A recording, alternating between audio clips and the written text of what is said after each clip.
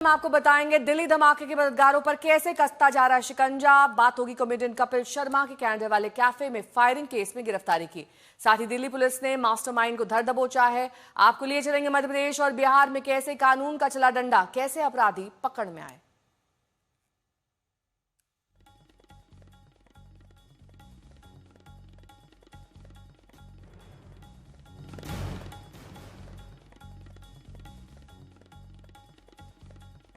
सबसे पहले रुक करेंगे बड़ी खबर का। 10 नवंबर के दिल्ली धमाका मामले में एनआईए ने आतंकियों के मददगारों की तलाश तेज कर दी है। आज तक के मिली एक्सक्लूसिव जानकारी के मुताबिक एनआईए की टीम अब तक गिरफ्त में आए 7 संदिग्ध आतंकियों को लेकर उन शहरों तक जाएंगे जहां से वो जुड़े रहे। अब तक 5 शहर चिन्हित किए गए हैं। एनआईए डॉक्टर मॉड्यूल के उस नेटवर्क को तोड़ना चाहती है जो ऊंची पहुंच छुपे ठिकाने से फैलते रहे।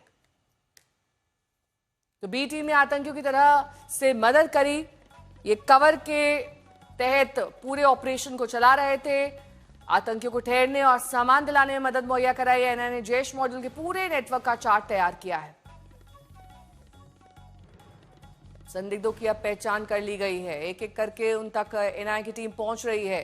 5 प्रमुख शहर हैं जहां तक इनके तार जुड़े हुए हैं। 3 तस्वीरें आपके सामने हैं। 7 आतंकियों की निशानदेही पर 5 शहरों तक एनआईए की जांच चल रही है। डॉक्टर मॉड्यूल में किस तरीके से टीम बी पर अब शिकंजा कसता जा रहा है, ये इन तस्वीरों से साफ होता है।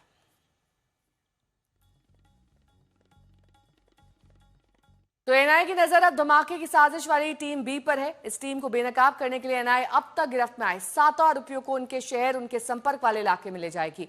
शुरुआत डॉक्टर शाहीन से हुई, जिसे कल रात फरीदाबाद के उस यूनिवर्सिटी में ले जाया गया जहां वो उमर के साथ काम करती थी।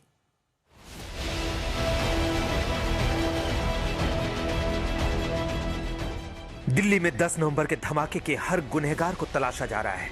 हर मददगार की पहचान की जा रही है। हर साजिश के तार खोले जा रहे हैं। 10-11 ब्लास्ट में पहले डॉक्टर मॉड्यूल पर शिकंजा कसा।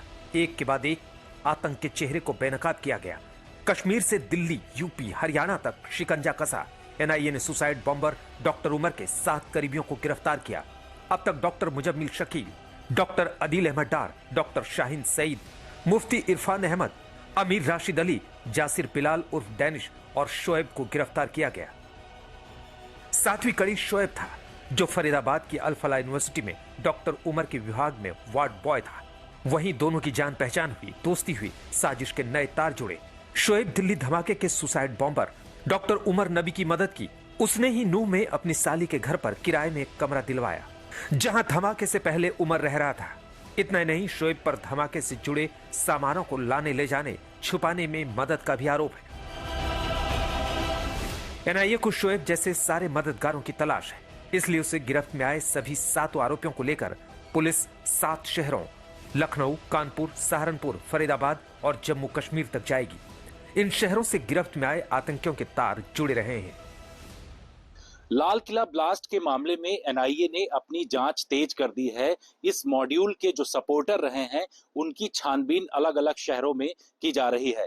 इसके लिए एनआईए ने कोर जोन तैयार किया है, जिसमें 5 ऐसे शहर हैं जिसमें सहारनपुर, लखनऊ, कानपुर, इसके साथ ही जम्मू कश्मीर और फरीदाबाद हैं। इन शहरों में लगातार तफ्तीश की जा रही है कि जो बी टीम थी वो किस तरीके से इस डॉक्टर मॉड्यूल को पूरी तरीके से समर्थन कर रही थी। अल फलाह में सुसाइड बॉम्बर डॉक्टर उमर के साथ काम करने वाली डॉक्टर शाहीन को लेकर एनआईए फरीदाबाद पहुंची। देर रात एनआईए की टीम डॉक्टर शाहीन की बताई जगह पर निशानदेही के लिए लेकर गई। अल फलाह यूनिवर्सिटी की मेडिकल कॉलेज भी पहुंची, जहां शाहीन काम करती थी। यहां 1 घंटे से ज्यादा समय तक जांच टीम रही। सूत्र बताते हैं कि एनआईए ने इसके लिए जो आरोपी हैं सभी 7 आरोपियों को अलग अलग शहरों में ले जाकर के उनसे वहां पर पूछताछ करेगी। इसकी शुरुआत एनआईए ने फरीदाबाद से कर दिया है, जहां लखनऊ की जो डॉक्टर है शाहीन को, उसको भी वहां पर ले जाकर के अल फलाह यूनिवर्सिटी में वहां पर उससे पूछताछ किया। इसके साथ ही उन दुकानों में जहां पर उसकी मौजूदगी रही है, जहां से अमोनियम नाइट्रेट खरीदा गया, उन तमाम जगहों पर भी आरोपियों को ले जाया जाएगा। जिस तरीके से इन आतंकवादियों ने अलग अलग स्थानों से सामान और इसके साथ ही जो विस्फोटक रहा है उसको एकत्र किया है, एनआईए अब इनके मददगारों पर भी पूरी तरीके से छानबीन कर रही है। एनआईए डॉक्टर शाहीन की हर कड़ी को पकड़ना चाहती है। मसलन उसके संपर्क सूत्र क्या थे, वो कहां कहां जाती रही, किन किन लोगों से मुलाकात की, किसने उन्हें लॉजिस्टिक, शेल्टर या वित्तीय सहायता दी। फरीदाबाद के बाद एनआईए की टीम डॉक्टर शाहीन को लेकर उत्तर प्रदेश के लखनऊ और कानपुर भी लेकर जाएगी। इसी तरह बारी बारी से बाकी आरोपियों को भी लेकर एनआईए की टीम उन सारी जगहों में जाएगी जहां से उनका वास्ता रहा है। मसलन डॉक्टर मुजम्मिल को लेकर सहारनपुर फरीदाबाद जाएगी, डॉक्टर अदील को लेकर फरीदाबाद कश्मीर जाएगी, मुफ्ती इरफान अहमद को लेकर दिल्ली कश्मीर जाएगी, उमर के करीबी दोस्त राशिद को लेकर कश्मीर दिल्ली फरीदाबाद जाएगी, बिलाल को लेकर कश्मीर जाएगी, शोएब को लेकर फरीदाबाद नूह जाएगी। एनआईए ने 5 शहरों यानी लखनऊ, कानपुर, सहारनपुर, फरीदाबाद और जम्मू कश्मीर जांच का कोर जोन माना जाता है, जहां वो हर संपर्क सूत्र, सपोर्ट सिस्टम और संदिग्ध ठिकानों की जांच होगी जो आतंक के सिस्टम रहे। जांच एजेंसी उन नेटवर्क को तोड़ना चाहती है जो high and, low expose model का हिस्सा रहा, फिर चाहे वो आतंकी टीम ए हो या बी। फरीदाबाद से हिमांशु मिश्रा के साथ जितेंद्र बहादुर सिंह, दिल्ली आज तक। हिमांशु मिश्रा में सहयोगी जुड़ गए हैं तमाम जानकारी के साथ। हिमांशु, ये जो 5 शहरों में जाने की बात है और आतंकियों के जो मददगार रहे हैं, जाहिर तौर पर अब तक वो अंडरग्राउंड हो गए होंगे, इनको वहां ले जाने का मकसद क्या है दरअसल?